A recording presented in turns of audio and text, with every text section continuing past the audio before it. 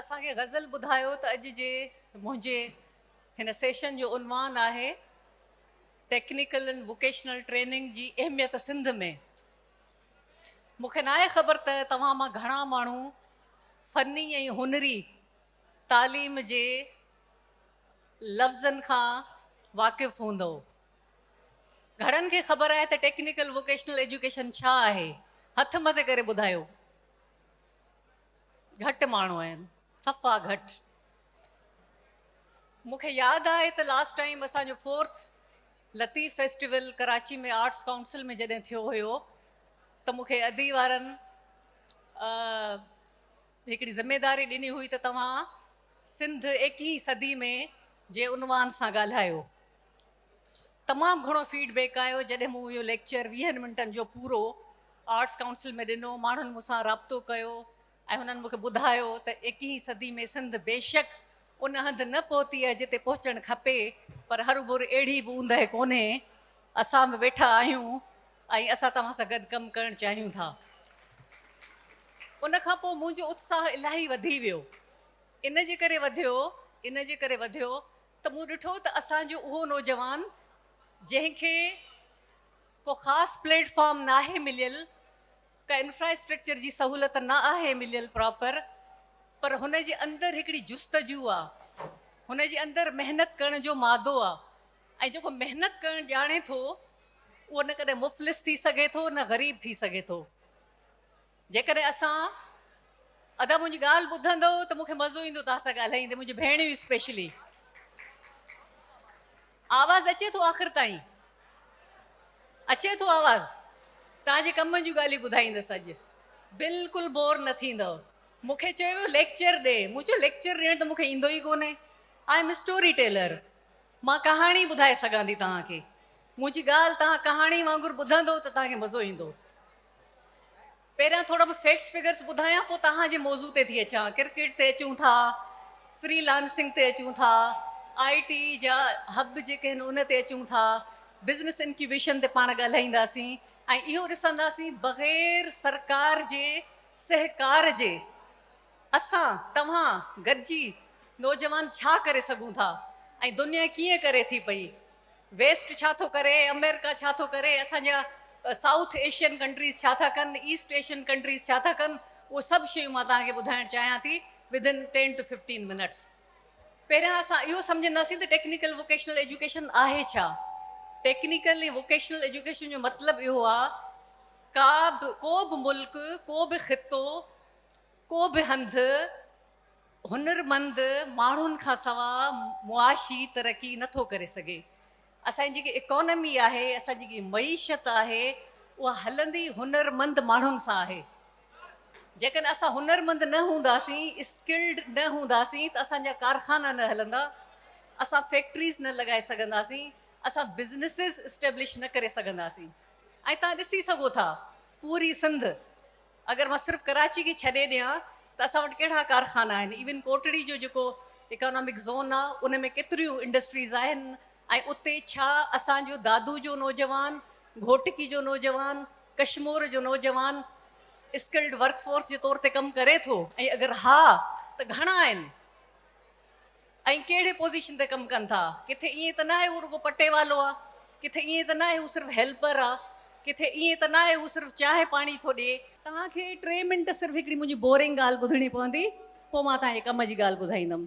Boring इन जे करे, ॾिसो दुनिया में जेसि ताईं फैक्ट्स फिगर स्टेटिस्टिक्स ते न ॻाल्हाइबो, न सम्झबो, त असां अॻिते न वधी सघंदासीं। अॻिते वधण जे लाइ पहिरियां थोरो पोइ ते ॾिसणो पवंदो आहे, पंहिंजी हिस्ट्री ॾिसणी पवंदी आहे, पोइ पंहिंजो हाल ॾिसणो पवंदो आहे। हिस्ट्री ऐं हाल खे ॾिसी करे असां पंहिंजे मुस्तक़बिल जो फ़ैसिलो कंदासीं, डायरेक्शन्स ठाहींदासीं, रस्तनि जो तयन कंदासीं। पाकिस्तान में हिन वक़्तु पब्लिक ऐं प्राइवेट सेक्टर में जेके टेक्निकल वोकेशनल इदारा आहिनि उहे तक़रीबन 3775 आहिनि ऐं हर साल हिननि इदारनि मां 3,45,000 स्किल्ड वर्कफोर्स तयारु थी ॿाहिरि निकिरे थो। पर ॾिसणो इहो आहे त उहो स्किल्ड वर्कफोर्स असांजे कम जो केतिरो आहे। पाकिस्तान में जॾहिं त ज़रूरत जेकी सालियानी आहे उहा असांखे 10 लख माण्हू खपनि। हीउ जेको तरक़ीअ जो फीथो आहे, मईशत जो फीथो आहे, इकोनॉमी जो फीथो आहे उनखे हलाइण जे लाइ 10 लख सालियाना माण्हू खपनि। हाणे जेकॾहिं 10 लखनि मां सिर्फ़ु तव्हां वटि माण्हू आहिनि 3,45,000 ऐं उहे बि ख़ासि स्किल्ड उन लेवल जा न आहिनि त ॿुधायो त असांजी मईशत किथे बीहंदी। हाणे इन मां मतिलबु छा साबित थियो त अनएम्प्लॉयमेंट हर साल असांजी 7 खां 8 लख वधे थी। अनएम्प्लॉयड माना बेरोज़गारी, बेरोज़गारी मतिलबु गुरबत, यानी अनएम्प्लॉयमेंट ऐं पावर्टी पाण में गॾियल आहिनि। जेकॾहिं असां बेरोज़गारी ख़तमु कंदासीं त गुरबत ख़तमु थींदी। ऐं उहो कीअं ख़तमु थींदी? जॾहिं असां प्रॉपर यानी प्राइमरी एजुकेशन, सेकेंडरी एजुकेशन, देन टर्शरी एजुकेशन जेका कि टेक्निकल वोकेशनल एजुकेशन आहे उहा प्रॉपर हासिलु कयूं ऐं इन क़ाबिल थी वञूं त असां पंहिंजे कारखाननि में, पंहिंजी फैक्ट्रीज़ में, पंहिंजे बिज़नेस जेके इस्टेब्लिश कयूं था उन्हनि खे हलाए सघूं। तव्हां दुनिया जे कंहिं मुल्क में हलिया वञो, अगरि नथा वञी सघो त तव्हां टीवी में ॾिसंदा हूंदो त जेके फर्स्ट वर्ल्ड कंट्रीज़ आहिनि उहे इन जे करे तरक़ी याफ़्ता आहिनि जो उन्हनि जो जेको स्किल्ड लेबर आहे उहो रियल स्किल्ड आहे। उन्हनि वटि हुनरमंद माण्हुनि जो क़दुरु बि आहे ऐं उन्हनि जा जेके हुनरी इदारा आहिनि उहे प्रॉपर कमु करे रहिया आहिनि। असांजी बदकिस्मती इहा आहे त जेके असांजा स्टेट जा, चाहे वो Sindh technical vocational education authority हुजे जंहिंजे अंडर में 260 इदारा आहिनि, ॾिसंदासीं त हलनि घणा था। मां हिते ॾिसी रही आहियां त स्टेटा ऐं यूनिवर्सिटी बोर्ड जा कुझु माण्हू मूंखे नज़र अची रहिया आहिनि ऐं उन्हनि खे ख़बर हूंदी असांजी मुस्तक़िल मीटिंग्स थींदियूं रहंदियूं आहिनि जंहिंमें इहो ई असां डिस्कस कंदा रहंदा आहियूं त इन्हनि खे आख़िर हलाइजे कीअं, पंहिंजे नौजवाननि खे इंगेज कीअं कजे। जेसिताईं असांजो नौजवान मईशत जे इन व्हील में असां सां गॾिबो न तेसिताईं मुल्क तरक़ी करे ई नथो सघे। त छा बि कयो, पर हाणे जो ॾोह कंहिंजो आहे? 260 इदारनि मां हार्डली के 30-40 इदारा हलनि था। तव्हांजी जेकी इनरोलमेंट आहे इन्हनि इदारनि में उहा 35,000 डॉक्यूमेंटेड आहे। हाणे डॉक्यूमेंटेड 35,000 अगरि मां तव्हांखे इन जी हक़ीक़त ॿुधायां ऐं सच ॿुधायां, मई में हिन ई साल मई में मां मेहड़ वई हुअसि। उते 8 एकड़नि ते GPI यानी गवर्नमेंट पॉलिटेक्निक इंस्टीट्यूट ठहियल आहे जंहिंमें मूंखे ॿुधायो वियो त 271 नौजवान छोकिरा ओनली 2 डिसिप्लिन्स में इनरोल आहिनि। त मूं प्रिंसिपल साहब खे चयो त अदा मूंखे विज़िट करायो, हलो क्लास ॾिसूं ऐं टाइम हुजे, मुंहिंजे ख़्याल में 11 थिया हुजनि। न सिर्फ़ु इहो त टाइम 11:15 थियो ऐं ॾींहुं बि को अंगारो अरबा हुजे यानी मिड डे हुजे वीक जो। घणा ई बहाना कयईं त मिड़ई टाइम वेस्ट कयां, मेहड़ जो माओ बॻियां रखियनि, मूंखे अजरक पारायनि, ॾाढा गुल बुल भयनि। पोइ उनखे मूं सम्झायो त बाबा गाॾियुनि ते गुल बुल न आहिनि हणिबा, पोइ असां शादीअ ते या कंहिं अहिड़े त्योहार ते न आया आहियूं, तालीमी हिकिड़ी एक्टिविटी आहे। ख़ैर आख़िर उन्हनि मजबूरनि मूंखे क्लासिस जो विज़िट कराइणु शुरू कयो। जॾहिं मूं विज़िट कई, तव्हांखे हैरान न थियणु खपे छो जो तव्हां बि यकीननि इन्हनि शयुनि खां वाक़िफ़ु हूंदो त टोटल हिकिड़े क्लास में 6 स्टूडेंट्स वेठा। घणनि मां 271 डॉक्यूमेंटेड। 6 मां जेके स्टूडेंट्स हुया उन्हनि खे जॾहिं मां ॻाल्हाइणु शुरू कयो त जंहिं वटि रजिस्टर हुयो, कापी हुई, छोकिरे वटि पुछियोमांसि त अदा तूं कॾहिं खां थो अची साल थी वियो आहे? त मूं चयो तूं अञा पहिरें पने ते नालो मस लिखियो आहे। वरी ॿिए छोकिरे खां पुछियो त तव्हां ॿुधायो? त चई हा मैडम मूंखे साल थी वियो आहे। त मूं चयो पोइ अॼु ई आयो छा क्लास में? छो जो उन बि अञा पहिरें पने ते रुगो टॉपिक लिखियो हो। वरी 3 छोकिरे खां पुछियो त उन वटि को कापी कोन हुई, को रजिस्टर कोन हुयो। बाबा ॾे हाल अहिवाल। चवे थो त मैडम मां त हाणे पेपर ॾेई आयो आहियां। मूं चयो छाजो? चई BSc थो कयां। मूं चयो हिते छा थो करीं? चई DAE थो कयां। त मां चयो तूं ॿिन्ही मां कुझु नथो करीं, न तूं BSc थो करीं न ई तूं DAE थो करीं। तव्हां नौजवाननि खे सम्झणो पवंदो त जेकॾहिं तव्हां पंहिंजो वक़्तु ईअं विञाईंदव 2 डिग्रीज़ ते जेके काग़ज़ जो टुकड़े खां वधीक कुझु न आहिनि ऐं तव्हांखे उहे स्किल्स ऐं नॉलेज नथियूं ॾियनि त पोइ तव्हांखे वॾेरे नंढेरे जे पोयां ई हलणो पवंदो। पोइ तव्हांखे पटेवाली ऐं क्लार्की वठणी पवंदी। पर जेकॾहिं इन चकर मां निकिरणु था चाहियो त वॾेरनि जी वीगोज़ जे पोयां तव्हां न हलो, इन नंढेरनि जे ओताकनि ते तव्हां न वञो त पोइ तव्हांखे सचिन तेंदुलकर वांगुरु, पोइ तव्हांखे बिल गेट्स वांगुरु, पोइ तव्हांखे एलन मस्क वांगुरु पंहिंजो पाण ते डिपेंड करिणो पवंदो। कीअं? ॾिसो, कुझु बि मसइलो कोन्हे, जेको बि कमु कयो उन में तव्हांजो शौक़ु हुजे, उन में तव्हांजो फोकस हुजे। ॾिसो, क्रिकेट त सभु खेॾंदा आहिनि, असां बि खेॾी, तव्हां बि खेॾी, पाकिस्तान जे बि कई नामवर माण्हू आहिनि। सचिन तेंदुलकर खे असां क्रिकेट जो भॻवान था चऊं, बैटिंग में छो? सचिन तेंदुलकर खे इन जे करे बैटिंग जो असां भॻवान या ख़ुदा था चऊं, जॾहिं हिननि वर्ल्ड कप खटियो, रियल स्टोरी थी ॿुधायां, इंडिया जॾहिं वर्ल्ड कप खटियो थियण त ईअं खपे हा, सेलिब्रेशन हुजे हा, 10 ॾींहं त ही प्रैक्टिस ई न करे हा हमरा। पर हिन छा कयो? राति गुज़री आहे, सेलिब्रेशन्स ख़तमु, सुबुह थी आहे, ठीकु 5 वॻे जीअं हू नेट प्रैक्टिस कंदो आहे, 6 बजे जेको बि हुन टाइम हुयो, सिधो नेट प्रैक्टिस ते। सुबुह जॾहिं प्राइम मिनिस्टर फ़ोन कई आहे, सचिन खे त हिन फ़ोन बंदि हुई, छो जो नेट प्रैक्टिस में फ़ोन बंदि हूंदी अथसि। वापसी में जॾहिं आयो त ख़बर पियसि त प्राइम मिनिस्टर कॉल कई हुई। कॉल बैक कयईंसि, प्राइम मिनिस्टर चयसि त कल्ह वर्ल्ड कप खटियो आहे, भला को हिकिड़ो ॾींहुं त गैप ॾे, भला खणी अॼु तूं नेट प्रैक्टिस न करी हा? ख़बर अथव न जवाबु छा ॾिनो? जवाबु छा ॾिनई? त चई, सर असां कल्ह वर्ल्ड कप खटियो आहे, ईंदड़ वर्ल्ड कप जी तयारी असांखे हाणे खां करणी आहे। इहा स्पिरिट आहे। असांखे हिकिड़ी क्लार्की नौकिरी मिलंदी त पूरो ख़ानदान चुप करे वेहंदो आहे त बाबा हाणे अची वियो आहे हिकिड़ो कमाइण वारो। अहिड़े ई तरीक़े सां जेकॾहिं तव्हांजो पैशन आहे, जेकॾहिं तव्हांजो पैशन आहे त तव्हां खां वधीक कोई कारपेंटर नथो थी सघे। बॉम्बे बेकरी जो केक अॼु बि असांखे यादि आहे, कराची ताईं वञे थो, पाकिस्तान खां ॿाहिरि वञे थो। छो? बेकरीज़ त इलाही घणियूं आहिनि, छो बॉम्बे बेकरी? कराची में आंटी मुनवर्स जो केक मशहूरु आहे, छो? केक त ॿिया बि घणेई ठाहिनि था। जेको माण्हू फोकस सां ऐं पैशन सां पंहिंजो कमु कंदो, उहो हिकिड़ी डिस्टिंक्शन, यानी उन ख़ासि ख़ासियत हूंदी, सभिनी खां नुमाया हूंदो, उन जो कदु मथे हूंदो, उन जी रेप्यूटेशन हूंदी, ऐं उन जी हाकार हूंदी, तारीफ़ हूंदी, डिमांड हूंदी उन जी शइ जी। इहा शइ असांखे सम्झणी पवंदी।